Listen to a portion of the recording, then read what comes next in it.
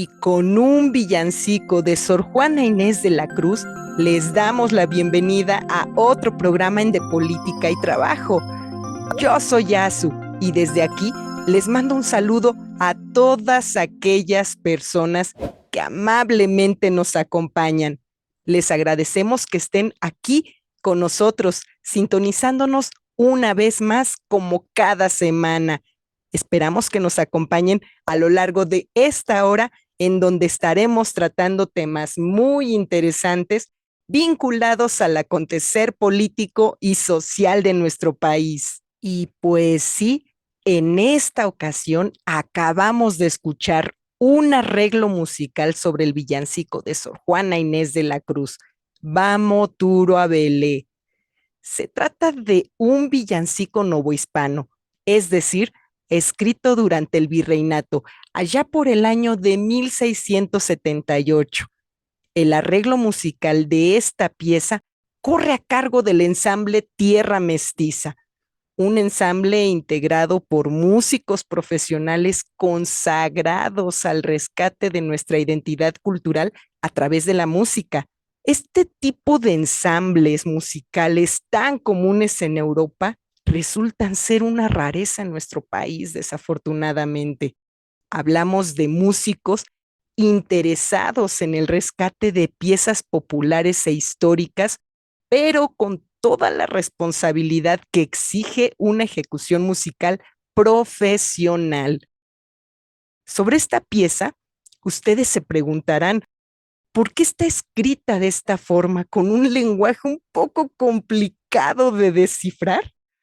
Pues bien, les comento que este villancico, escrito por nuestra famosa poetisa, evoca el calor de los esclavos provenientes de África allá por el siglo XVII. Es un villancico que retrata la identidad lingüística de las comunidades negras y mulatas de nuestro país durante el periodo virreinal. Decidimos colocar este hermoso villancico de Sor Juana, ya que consideramos importante retomar la discusión sobre la herencia cultural de los pueblos afrodescendientes en nuestro país. Pueblos que desde siempre han permanecido lejos del discurso oficial, incluso hasta nuestros días. Nuestra herencia afrodescendiente es un tema del que poco o casi nada se habla en nuestros días. Ya en algún momento dedicaremos un programa a hablar de este tema tan importante. Bueno, pues les reiteramos que colocar este tipo de piezas musicales es parte de un pequeño esfuerzo de nuestro canal encaminado a despertar la curiosidad de nuestros videoescuchas hacia la apreciación de la belleza. Consideramos que impedir la apropiación de la belleza por parte de unos cuantos, es decir, de las clases sociales dominantes, es parte de una responsabilidad ética y política colectiva que debemos impulsar. A quienes nos sintonizan por primera vez, les platicamos que nosotros somos un pequeño canal de formación política integrado por profesionales de las ciencias sociales y de las humanidades. Somos un canal independiente que se sostiene con sus propios recursos y que no pertenecemos a ningún partido político o institución.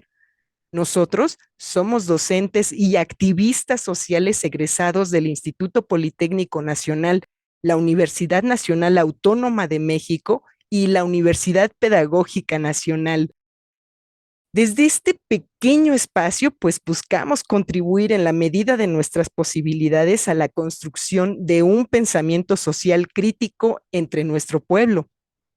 Y bueno, pues después de esta pequeña introducción y de agradecerles a todos ustedes que estén aquí con nosotros, pasemos al tema del día de hoy. Pues bien, nos encontramos en diciembre y se han iniciado las ya tradicionales celebraciones de fin de año, no solo en nuestro país, sino en prácticamente una buena parte del mundo cristiano. A partir de esta semana se iniciaron ya las posadas, las tradicionales posadas, y el próximo fin de semana se celebrará la Navidad. Ya sea que ustedes celebren esta fecha a razón de su fe, que la rechacen profundamente o que les sea francamente indiferente, no podemos negar que la Navidad, entendida esta como fenómeno social, no deja de ser muy, pero muy, muy interesante. Cada uno de nosotros posee un juicio en ocasiones perfectamente definido sobre el significado de la Navidad, pero ¿hasta qué punto lo que pensamos sobre la Navidad posee un fundamento real? ¿Qué es lo que sabemos de la Navidad más allá de lo que tradicionalmente se nos ha inculcado? ¿Por qué el 25 de diciembre ha quedado marcado como el hipotético día del nacimiento de Cristo?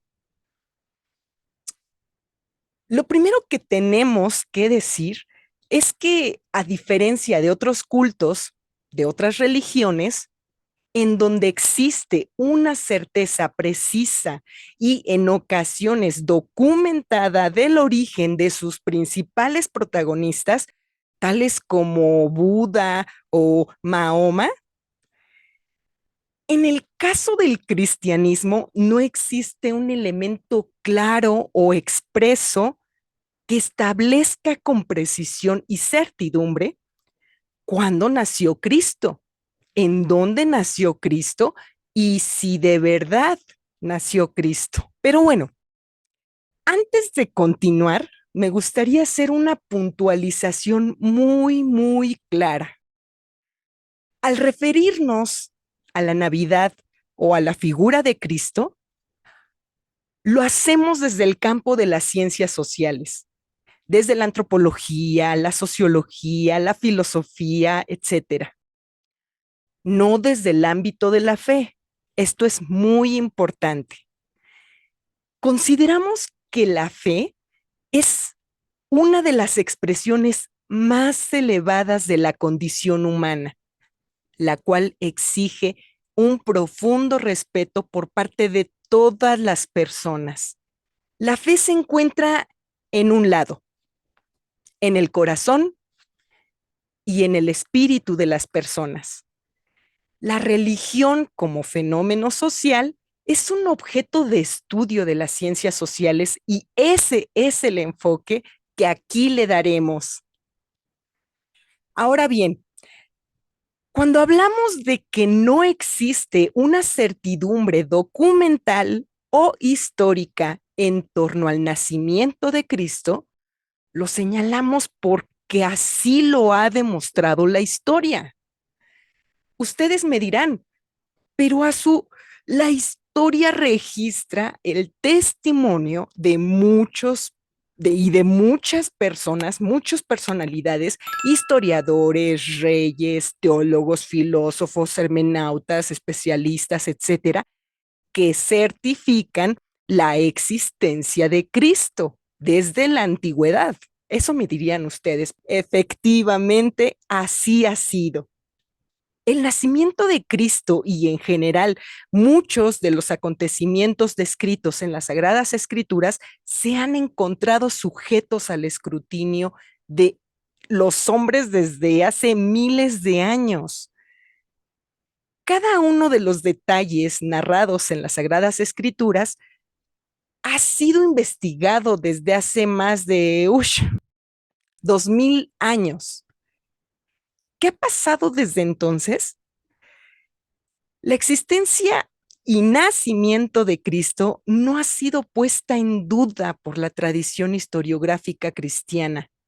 Es decir, ningún historiador cristiano, por obvias razones, ha puesto en duda la existencia de Cristo o los principales acontecimientos relacionados con su vida.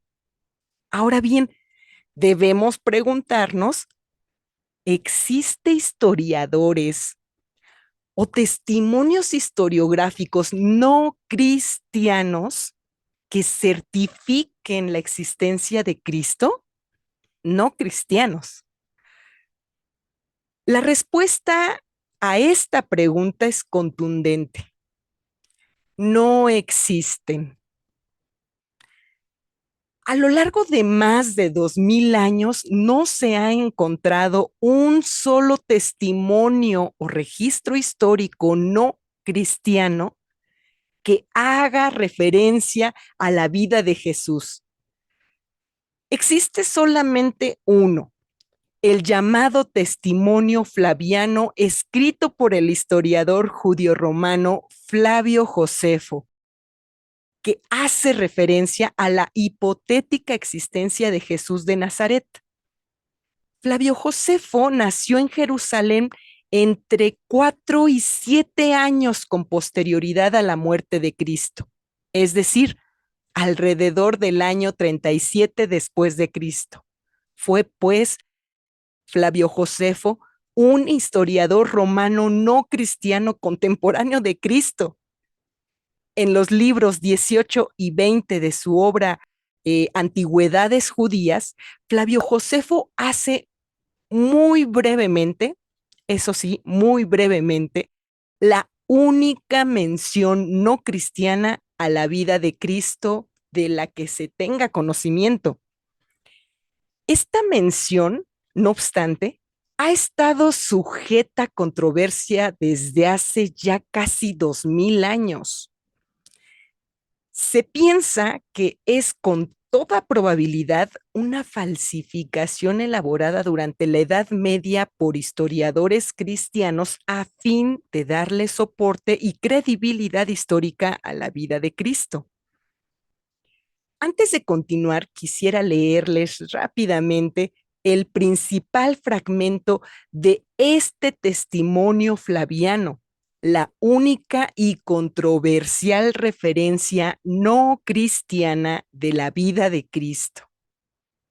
Por estas fechas vivió Jesús, un hombre sabio, si es que procede llamarlo hombre, pues fue autor de hechos extraordinarios y maestro de gentes que gustaban de alcanzar la verdad. Y fueron numerosos los judíos e igualmente numerosos los griegos que ganó para su causa. Este era el Cristo.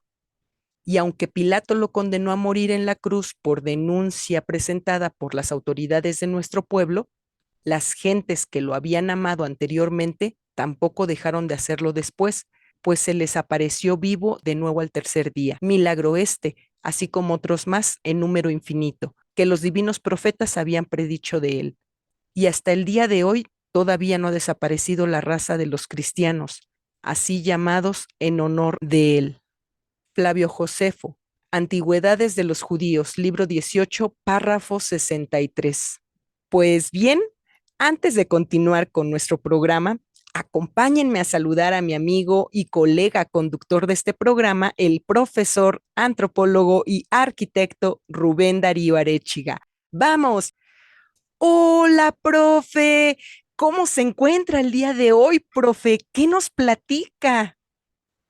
Híjole, pues, pues bien, bien, bien. Entre otras cosas, porque nos estamos reorganizando, están saliendo las cosas bien, y le seguimos finalmente en el compromiso establecido públicamente, ¿no? No nos moverán. Y me parece que, híjole, pues el tema es muy interesante porque media humanidad está clavada en esto de la Navidad, ¿no? Por motivos diferentes, no necesariamente religiosos, ¿no? Hay lugares como en Japón, en donde las mismas fechas, más bien nacimiento, según esto, ¿no? No tiene nada que ver, a variar, con el nacimiento de Jesús, sino es una festividad entre amores. Tiene que ver como algo así como el 14 de febrero en otros lados, ¿no? Y me parece que es un tema interesante y esperemos que les guste. Bueno, pues ahora vámonos a comentar las noticias.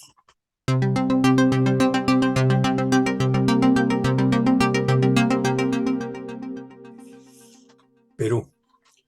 Eh, Hasta el día viernes había 16 muertos por represión a manifestantes en contra del llamado golpe de Estado blando, ¿no? Por cierto, como nunca se han manifestado por allá, suena extraordinario esto, es interesante, ¿no? Y lo grave es que, pues para variar, ¿no? Ya salió el cobre. La embajadora de Estados Unidos, que es agente de la CIA, se reunió con el ministro de la Defensa antes del golpe. ¿Sí? Y bueno, pues es normal, ¿no? Estados Unidos ahora con la crisis de época del capital neoliberal, pues quiere recuperar su patio del sur, ¿no? Y bueno, este es toda América, que es lo más cercano en términos geográficos, y va a seguir dando lata por ahí. Una segunda nota tiene que ver con que el cabo Borolas, perdón, recibió apoyo para permanecer en España del expresidente derechista José María Aznar, ¿no? Y bueno, ya que el miedo no anda en burro, pues con perdón de la agresión a los burros, el cabo Borolas quiere evitar su encarcelamiento. Ojalá que lo logremos. Una noticia que alrededor del conflicto este de la iniciativa de ley sobre el INE, que la versión B, etcétera, etcétera, me pareció que es muy interesante, por cierto, eso, me gustó. Este, AMLO dice que está dispuesto a vetar su iniciativa sobre el INE antes que violar los principios de la propia ley, ¿no? Y eso tiene que ver, eh, pues, con que nosotros hace rato hicimos un programa particularmente a propósito de las alianzas. Valdría la pena revisarlo, recuperarlo. Eh, y luego, si bien se justificaban estas alianzas en el 2018, hasta con el diablo, en el 2022, con el 74% de aprobación del presidente, es momento de que las alianzas electorales sean con partidos que compartan principios. Y yo diría que aprovechemos lo que está sucediendo para deshacernos del PRI, del PT y del PBM, ¿no? De eterna chiquillada. Y que bueno, lo que querían precisamente ellos era garantizar la continuidad con ingresos de dinero anualmente y también de que con menos del 3% no perdieran su reconocimiento oficial, ¿no? Otra nota tiene que ver con otra contradicción a propósito de que si saben o no sumar, restar, multiplicar y dividir, eh, los que son responsables finalmente en la Ciudad de México a propósito de algunos hechos, ¿no?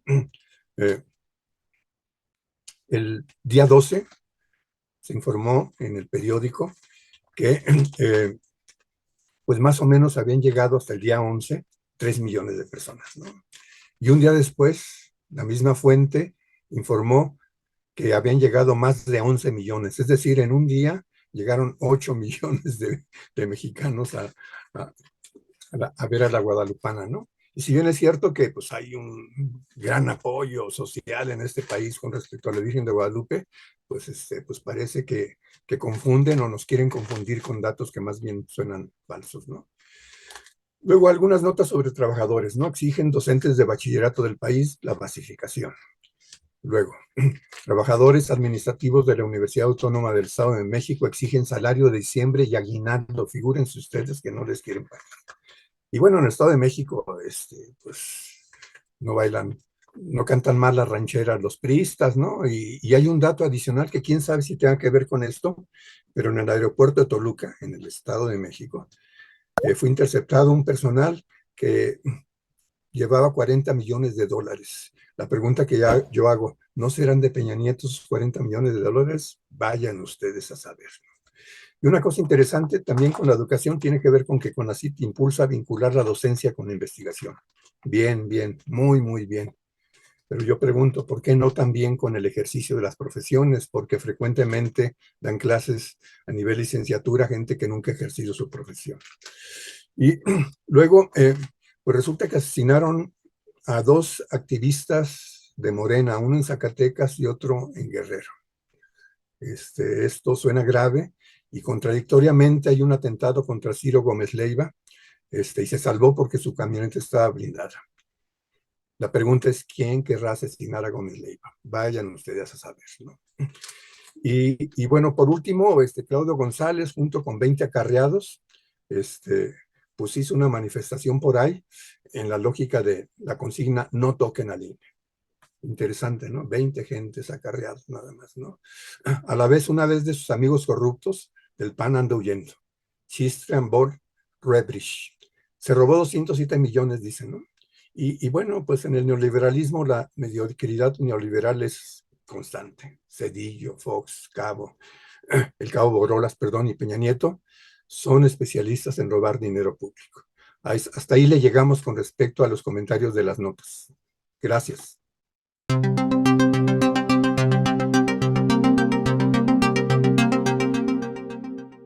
Tal y como mencionábamos al inicio del programa, la celebración de la Navidad, entendida esta como fenómeno social, resulta ser muy, pero muy interesante. Mencionábamos también que suele existir un amplio desconocimiento en torno a los orígenes históricos y el significado originario de la Navidad. Para comprender un poco esos orígenes, debemos situarnos en la época y en el lugar en los que se da este fenómeno. Hablamos desde luego de la Palestina romana del año cero de nuestra era y de sus años posteriores. ¿Cuál era el escenario de esta región en términos teológicos, políticos y sociales? Bueno, debemos decir primeramente que Roma era la cabeza de un impresionante imperio político, económico y social en expansión. Las fronteras del Imperio Romano abarcaban los actuales Palestina, España, Gran Bretaña y Egipto. El lugar del nacimiento de Cristo, Belén, se encontraban pues bajo el dominio político directo de Roma. Como lo hemos mencionado, para esta época, Roma se encontraba en un continuo proceso político de expansión colonial y militar. Los soldados romanos regresaban a sus lugares de origen luego de haber permanecido durante mucho tiempo en tierras lejanas y en contacto permanente con culturas muy distintas a la suya. Hacia el año 62 de nuestra era, diversas legiones de soldados romanos gradualmente comenzarían a incorporar un nuevo culto en el imperio, el mitraísmo. El mitraísmo es un culto solar procedente del mundo indoiráneo. El culto a Mitra data del segundo milenio antes de Cristo. Su primera mención se remonta al año de 1400 antes de Cristo, en un tratado político celebrado entre los hititas y los mitani. Mitra literalmente significa contrato o alianza. Mitra aparece también en el Avesta, un texto sagrado zoroástrico proveniente de Irán. Mitra es un dios protector poseedor de la verdad, representado como un joven sobre un carruaje tirado por caballos blancos en el acto de matar a un toro.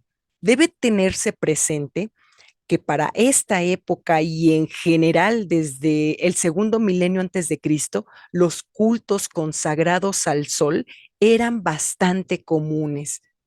¿Es posible encontrar cultos solares en Egipto, entre los pueblos celtas, entre los sirios, los babilonios, los indios, los griegos, etcétera?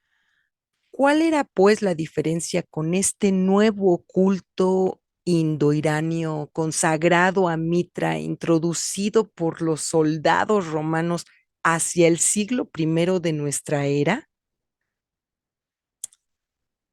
Para responder a esta pregunta, les menciono rápidamente algunas de las características teológicas de Mitra. Van a ver qué curioso. Mitra era hijo de un dios, Aura Mazda. Nació un 25 de diciembre en una piedra inmaculada virgen, la Petra Generatrix. Fue adorado por pastores después de su nacimiento. Tuvo 12 discípulos entre los que difundió sus enseñanzas. Mitra santificó el domingo como Día del Sol antes de ofrecer su vida en sacrificio a favor del género humano. Mitra celebró una cena sacramental.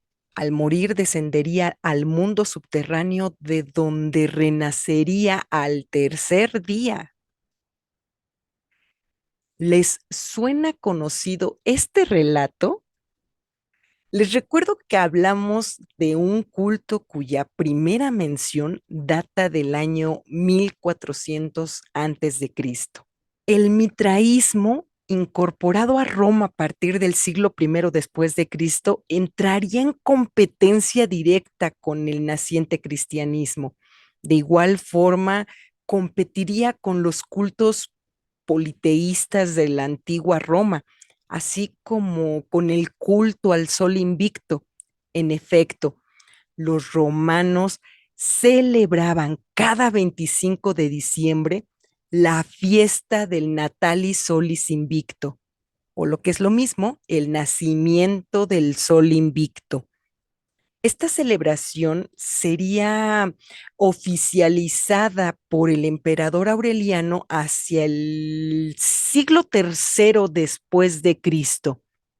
Ustedes se preguntarán, ¿por qué esta insistencia por parte de los mitraístas y de los propios romanos de celebrar a sus dioses cada 25 de diciembre? La respuesta es muy simple. La religión siempre ha estado ligada permanentemente a los acontecimientos astronómicos, agrícolas y naturales del mundo. Así, por ejemplo, el actual Día de la Candelaria coincide con el inicio de la época de siembra en el hemisferio norte. Fíjense qué curioso. El Día de Muertos coincide con la finalización de la época de la cosecha 9 meses después. La Semana Santa se conmemora en meses distintos, ya que pues el domingo de Pascua se establece a partir de la primera luna llena después del equinoccio de primavera. La natividad de San Juan Bautista, representado con un cántaro, se celebra cada 24 de junio, justo al inicio de la temporada de las lluvias en Roma. Qué curioso. El simbolismo del número 12 en las Sagradas Escrituras se encuentra asociado con los 12 ciclos lunares de cada año y con los 12 signos zodiacales, etcétera. El 25 de diciembre, desde hace miles de años, ha sido una fecha profundamente simbólica para muchísimas culturas a lo largo de la historia de la humanidad, incluyendo desde luego a los pueblos mesoamericanos. El 25 de diciembre se cumplen 3 días a partir de la llegada del solsticio de invierno cada 22 de diciembre. El solsticio de invierno es el día más corto del año, ya que nuestro planeta gradualmente va inclinando su eje a partir del 21 de junio, el solsticio de verano, de tal forma que el hemisferio norte se va echando para atrás y la luz del sol que llega a este hemisferio cada vez es menor. A partir del 21 de junio, el sol va recorriendo el horizonte al momento de ocultarse hasta llegar al 22 de diciembre, fecha en la que el sol parece detenerse. Durante 3 días, el sol no avanza en el horizonte al momento de ocultarse. Para el atardecer del 25 de diciembre, el sol nuevamente empieza a moverse en el horizonte, dando así la apariencia de que ha revivido o ha resucitado. Bueno, pues en este caso, muchísimos pueblos de la antigüedad eran conscientes de este fenómeno astronómico, no solo en el viejo mundo, sino también aquí en nuestro continente. Ahí tenemos a los mexicas quienes consagraban el mes de diciembre al dios solar Huitzilopochtli. O también están los incas, quienes celebraban el renacimiento de Inti, dios del sol, cada 23 de diciembre. Bueno, como lo hemos mencionado en el Imperio Romano, tanto los mitraístas como los politeístas celebraban el renacimiento del sol cada 25 de diciembre. Pero ellos no eran los únicos que honraban al sol en esta fecha. Claro que no. También se encontraba presente el culto al sol entre los fieles al dios solar sirio, el Gabal, quienes también se servían de esta fecha pues para celebrar a su dios. De igual forma, debe mencionarse las distintas variaciones religiosas provenientes de Egipto que se apoyaban en el culto al sol. Como podemos ver, durante los primeros siglos del cristianismo confluían diversos cultos solares que reivindicaban la potestad sobre el 25 de diciembre para honrar a sus dioses. A ellos debía sumarse la aparición de un creciente culto que comenzaba a cobrar mayor fuerza cada vez, el cristianismo. Ante este escenario, la fragmentación política del imperio basada en las confrontaciones religiosas resultaba ser una amenaza latente, claro que sí.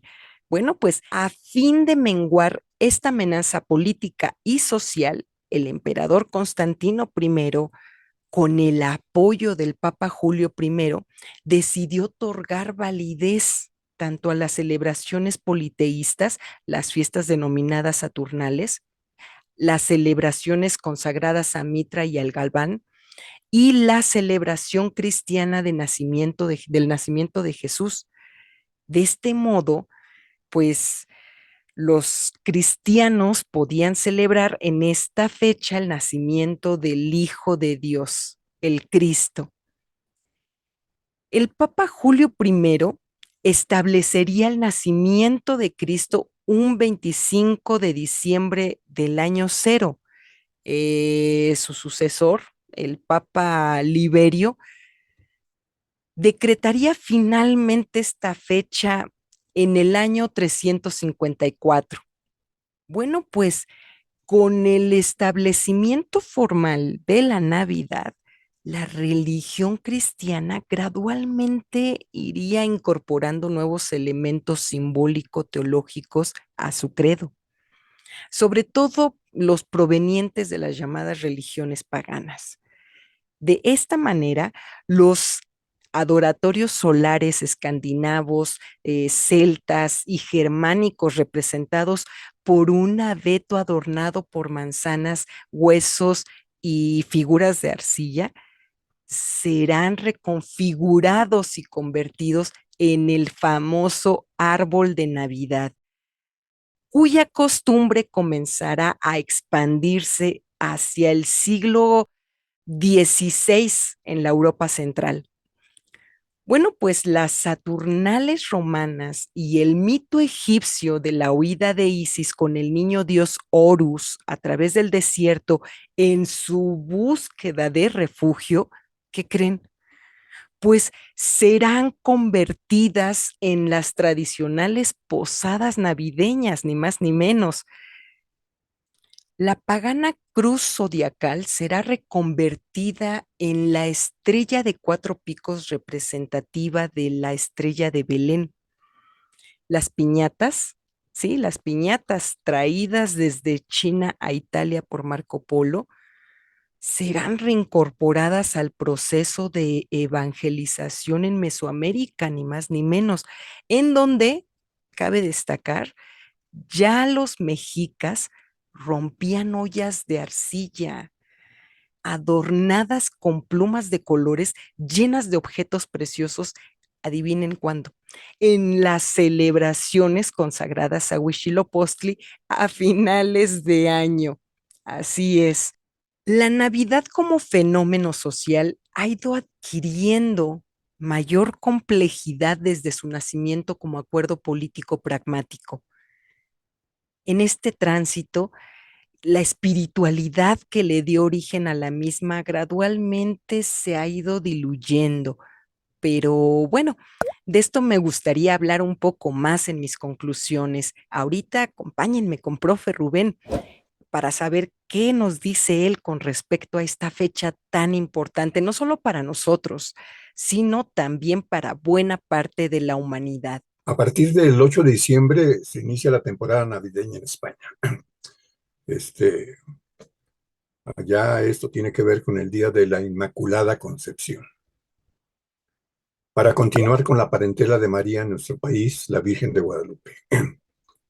Y continuando con otras celebraciones. Para terminar el ciclo de origen del cristianismo católico, el Día de la Candelaria.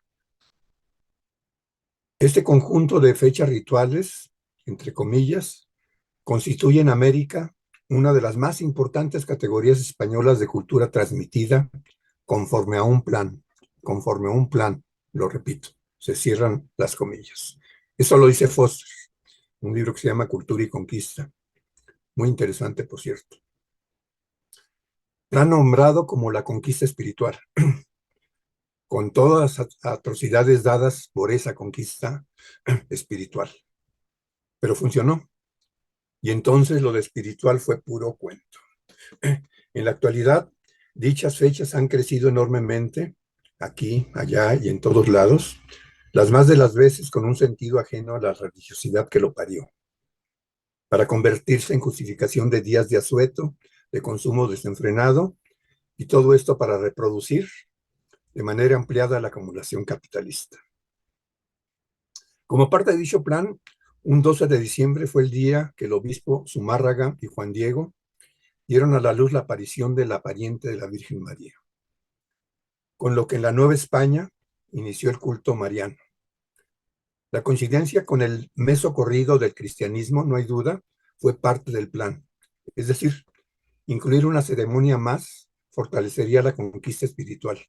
Así fue como Juan Diego y el obispo eh, mexicanizaron finalmente el catolicismo. Y lo de Juan Diego nos sobra subrayar que pues es una figura representante de los pueblos originarios con respecto al descubrimiento de la pintura a propósito de la Virgen de Guadalupe. Sin duda, todas las demás celebraciones referidas tienen lógica de continuidad del mismo sentido: conquistar espiritualmente a los naturales de esas tierras. Después del 12 de diciembre y 4 días después se dan las posadas. Y durante 9 días seguidos se dice que cada día simbólicamente representa un mes, por lo que los 9 días de posada son el equivalente a 9 meses de embarazo. Con el nacimiento, que por cierto no hay pruebas de que fue el 24 de diciembre, se inició una nueva era. No cualquiera, por cierto, ya que fue un parteaguas que se conoce como después de Cristo. Y ahí se inició el conteo de esa era, y en esas andamos. En el año nuevo le hicieron la circuncisión al niño Jesús. Y claro, y así se mantuvo la perspectiva religiosa que tenía que ver con los israelíes. Luego se refuncionalizó y ahora es día de predicciones populares, de esperanzas, de posibilidad de movilidad social, de mejor suerte en los amores. Es decir, el 1 de enero, desde hace rato, es mundano y propio de la cultura económica dominante. 7 días más aparecieron los mal llamados Reyes Magos. Llegaron a conocer a Jesús, el niño al que le hicieron aguinaldos. Y ya como celebración actual está la Rosca de Reyes, como antecedente del rito de integración en el que termina este ciclo, el 2 de febrero, Día de la Candelaria. Y quien encontró el Día de Reyes, el muñeco, en la Rosca de Reyes, fue, entre comillas, premiado organizando una tamalada, ¿no? Regreso al 12 de diciembre por su importancia social en lo nacional. Es el ritual más socorrido por los católicos guadalupanos. Según Javier Guerrero, un amigo sabelotodo, en algún escrito, hace muchos años, afirmó que la Virgen de Guadalupe formó y forjó esta nación. Después nos encontramos a Félix Vaz Jorge en un libro que se llama La parentela de María, quien en una investigación de primer orden dio cuenta de la influencia mariana en el mundo novohispano y en otros territorios de América, donde se encontró con una inmensa parentela de María, la Madre de Jesús. Y según esta investigación, la Virgen de Guadalupe y otras parientes fueron bien recibidas por los colonizados de esa América, al ser adoptadas por los naturales de por acá, a un grado tal que simbólicamente fueron recuperadas en distintos momentos como símbolo de la lucha por la emancipación de la corona española. El caso de la América septentrional, lo que ahora conocemos como Estados Unidos mexicanos, no solo Hidalgo, sino igual Morelos y otros, fueron fervientes creyentes de la Virgen de Guadalupe. Ellos reivindicaron su figura como símbolo de la lucha por la independencia en su expresión radical. Aunque bueno, el pillo de Iturbide públicamente después asumió que también era guadalupano, pero eso es otra historia. Por todo esto, apunta que el catolicismo popular reconoció en la Virgen de Guadalupe, hasta por el color de su piel, pariente cercana y comprometida con las causas del pueblo, lejana de la versión española colonialista de otra virgen, la de los Remedios, quien fue desaparecida socialmente por los de abajo. Y esto creció mucho más cuando la América septentrional se independizó del reino español. Y en esa aceptación tan amplia que ahora estamos comentando a propósito de nuestro país, entre comillas, otra vez Foster, dice, los jesuitas expulsos llevaron a Roma encomendada su actividad clandestina al amparo de imágenes de la Virgen de Guadalupe. Una de ellas adquirió especial relevancia cuando, el 15 de julio de 1796, se le atribuyó el prodigio de abrir milagrosamente los ojos. Noticia que aumentó la devoción guadalupana entre los fieles romanos y propició que Pío XI decretara para este ícono honores de coronación como madre de los indios. Y esto de los guadalupes, guadalupanos, etcétera, creció de manera impresionante después de esto que tiene que ver con 1796. Por ejemplo, había un grupo de conspiradores que una década antes de la llamada Revolución de Independencia había encomendado a su actividad clandestina al amparo de la del Tepeyac. Esto me parece que es muy interesante.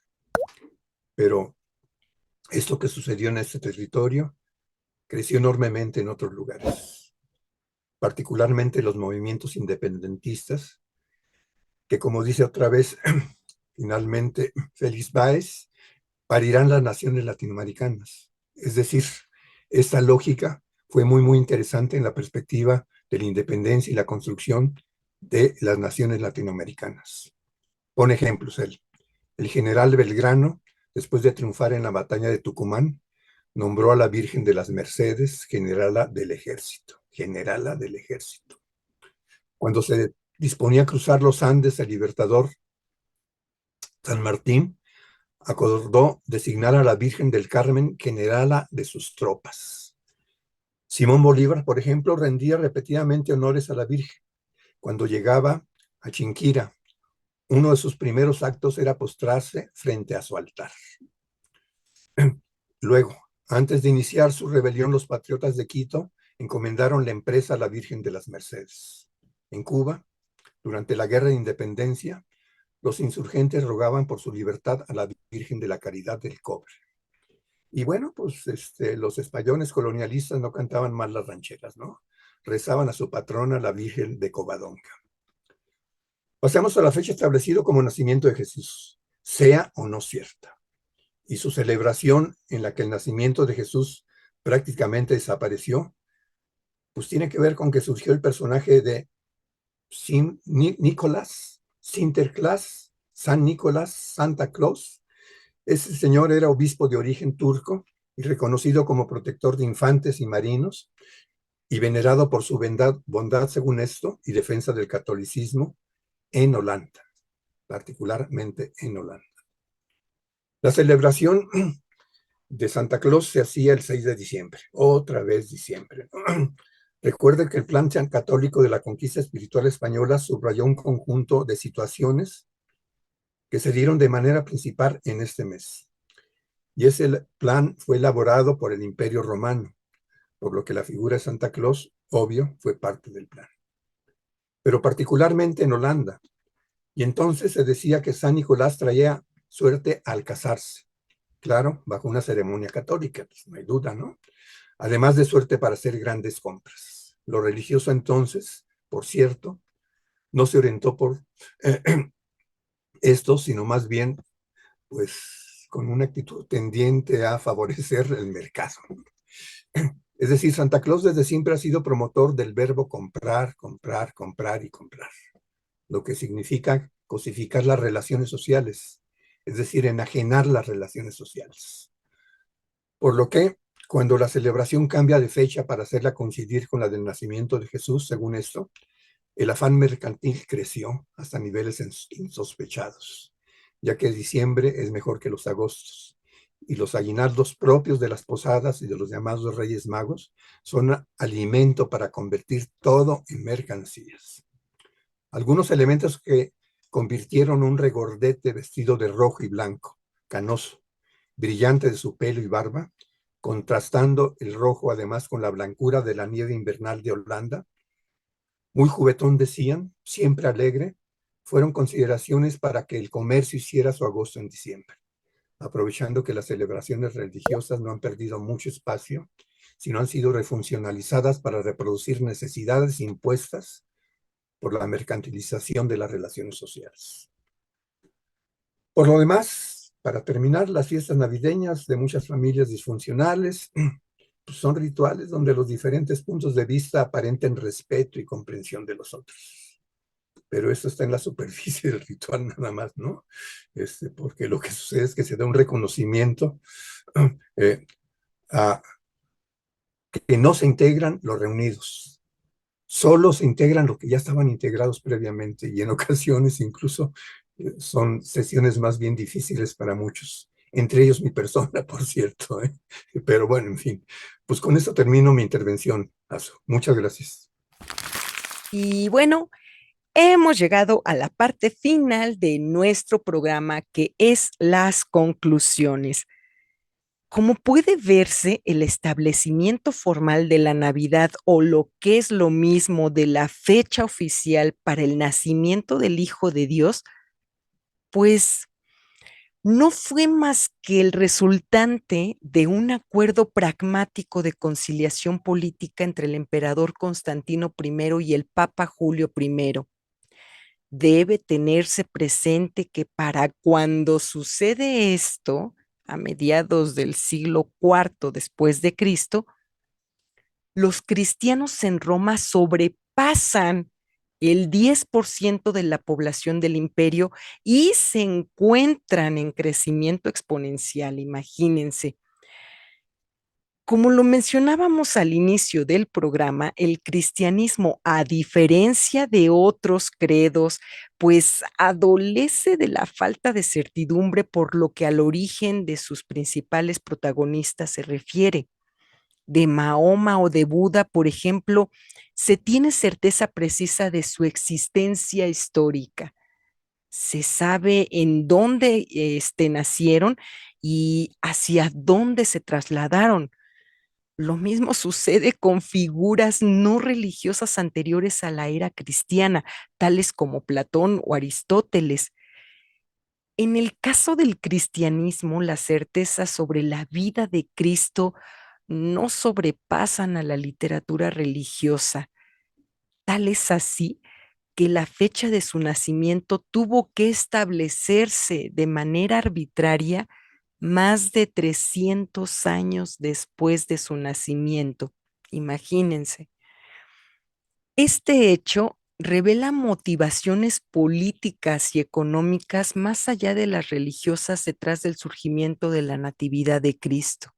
No debe olvidarse que el Imperio Romano se encontraba en un proceso de expansión colonial, lo cual le obligó a ceder terreno político a los nacientes grupos cristianos y a ordenar o reestructurar las creencias originarias o paganas a fin de incorporarlas gradualmente a la nueva religión. Esto es muy importante. Este proceso fue gradual, procesual, no fue súbito. Este proceso de reconfiguración de las creencias originarias buscó preparar el terreno al proceso de expansión colonial del Imperio Romano. Bueno, pues esta estrategia, sin embargo, ha sido aplicada constantemente a lo largo de la historia. Eso fue exactamente lo que pasó en México con la Tonantzin y la Virgen de Guadalupe. Ya por último, me gustaría comentar que actualmente presenciamos un desplazamiento cada vez mayor de la fe por el consumo al interior de las celebraciones navideñas. Lo que debería ser una celebración de la vida de Cristo ha devenido en una orgía de consumo, escándalo y borracheras. Dígame si no. Pocas personas dedican estas fechas pues a la reflexión e incluso a la oración dentro del marco de su fe. En este sentido, invitamos a aquellos videoescuchas a pues a que tengan un acercamiento más profundo con sus creencias religiosas, si es así el caso de que las compartan, a leer las escrituras de su fe y a tratar de actuar en consecuencia. Pero bueno, estas son algunas de mis conclusiones y algunas de las reflexiones que yo hago con respecto al tema que tratamos el día de hoy. Profe Rubén, usted díganos, ¿cuáles son las conclusiones que usted tiene al respecto de este tema? Yo creo que por tu intervención y la mía, algunas de ellas no solo se derivan, sino son parte de nuestras intervenciones, pero vale la pena subrayarlas, ¿no? Mi conclusión tiene que ver con que pues, el catolicismo del Imperio Romano, no hay duda, es una religión de Estado, ¿sí? Es decir, una religión política. ¿Eh? Contraria, por cierto, al cristianismo original, que siendo oposición gigantesca, desde los de abajo, no solamente de los israelíes.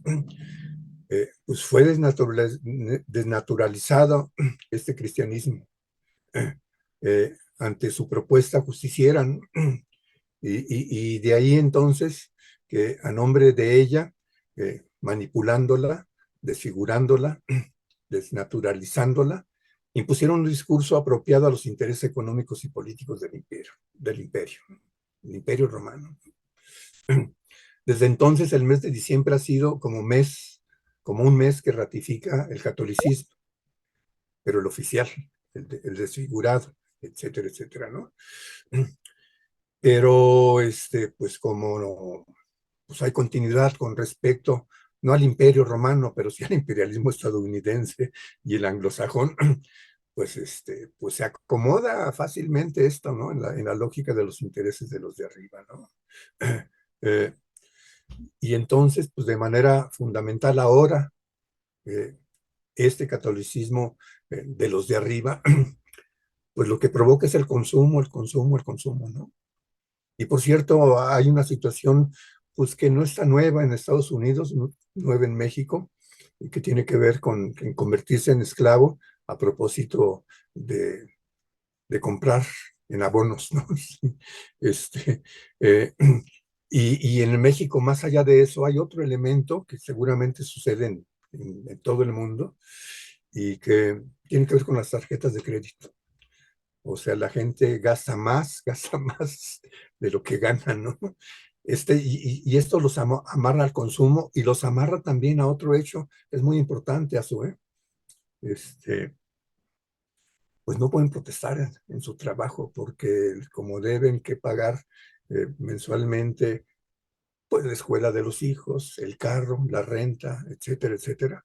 Entonces, esto inmoviliza incluso a los trabajadores con respecto a la posibilidad de protestar ante barbaridades de los capitalistas, ¿no?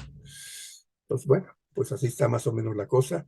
Y bueno, también no hay que cuestionar, porque también hay elementos que me parece que no sobra decirlos que son interesantes, ¿no? Pues bienvenida a las vacaciones, ¿no? O sea, este, para todos, ¿no? También el aguinaldo, cuando les pagan aguinaldo a los que gozamos de eso, ¿no? Este, a veces incluso es para pagar lo que se debe, ¿no? Este, y más venidas pues las costumbres propias de un sistema económico que se funda en explotar a los que producen las riquezas. Con eso terminaría mis conclusiones. Gracias, gracias, pues, los que nos están viendo, los que nos siguen viendo, ojalá y que les guste, ojalá y que le entren en la discusión, y con eso termino mi intervención.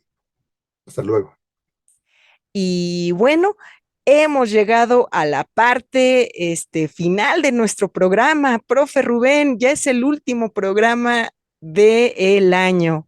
¿Qué le puede decir a nuestros videoescuchas, profe? Bueno, mira, antes de hacer un comentario final a propósito del programa, del canal, más bien, más que del programa, eh, sí quiero dar una respuesta a una pregunta que hice, y que pues parece que como que no rastrearon los periódicos, pues sus videoescuchas, no sé si para bien o para mal, pero sí quiero dar respuesta a propósito de una corcholata que está apareciendo en un anuncio de página completa en La Jornada, pues puso a su prima, yo creo, para que la foto se pareciera mucho a esta corcholata, ¿no? Sí, Este, profe, porque nos preguntaron que a quién se refería usted. sí, sí, sí, sí. No, pues es Claudia. Pues Claudia Sheinbaum, ¿no? Sí, véanlo, ¿eh? Sigue apareciendo, por cierto, ¿no? Y la campaña para la candidatura está como loca, ¿eh? Está ahí informando de cosas que no ha hecho, ¿no? Como las becas a los niños y no sé qué, cuando es una situación de orden nacional. Pero bueno, en fin, esa es la respuesta, esa es la corcholata que por ahí anda, ¿no? Y lo otro, pues tiene que ver con que hemos venido comentando, discutiendo, no, dialogando, ya redefinimos esto, dialogando sobre lo que hemos hecho, lo que necesitamos hacer, y el próximo año creo que va a haber algunas sorpresas, esperamos que sean sorpresas en positivo, porque no se nos quita de encima la tarea que nos dejó Raúl Correa antes de morir, ¿no? Que ya estábamos organizando un canal, ya teníamos como 20 programas y se nos murió y se nos vino temporalmente para abajo. En esa lógica, el próximo año iniciamos con programación que vaya haciendo más ancho el trabajo del canal. Esperemos que nos sigan viendo, esperemos que les guste y pásesela bien en estas vacaciones. Y bueno, hemos llegado a la parte final de nuestro programa, ya el último programa del año.